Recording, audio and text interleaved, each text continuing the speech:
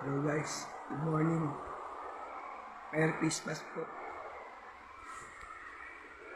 December 25 po ngayon. Hindi ako ganun nakatulog. Hindi ko alam kung bakit. Hindi ko alam kung may nag-iisip o ano. Ikaw ha. Nag-iisip mo ako ha. At kung antok ako kagabi, bumiyay pa ako ng jeep. Ngayon, hindi ako nakatulog. Samantala, antok ako kagabi. Huwag mo naman ako isipin.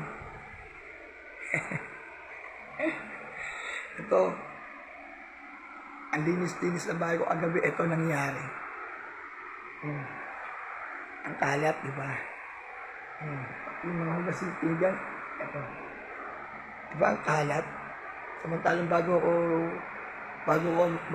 nag-Christmas, ang linis ito, bago kami nag-Chibuena, ito pa. Ito na lang natira sa amin. Ito kakainin ko. Gising ko lang guys. Kaso nga lang, Christmas ngayon, pero tignan mo naman yung panahon.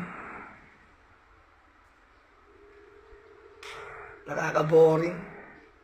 Oh, 7 o'clock pero yung panahon, no? Diba?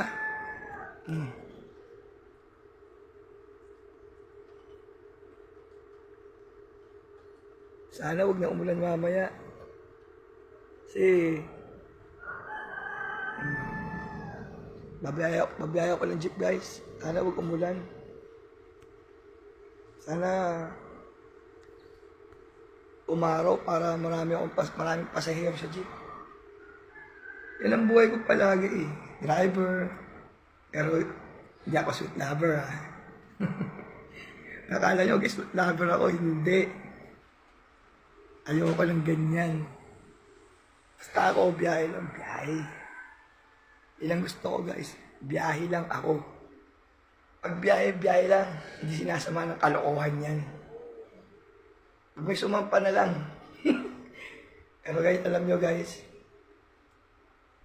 masaya ako dahil another year na naman yung dadaan na okay kami. Nakakasurvive araw-araw.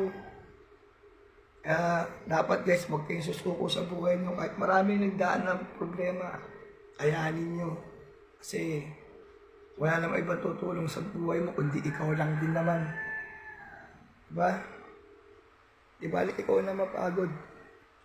Basta yung mga anak mo ito, tulog. Diba guys? Yung isang tangani ko sa loob. Diba? Okay guys, kain muna ako. Kaalmusal lang ako kasi maya-maya mag-jeep na ako. Merry Christmas po.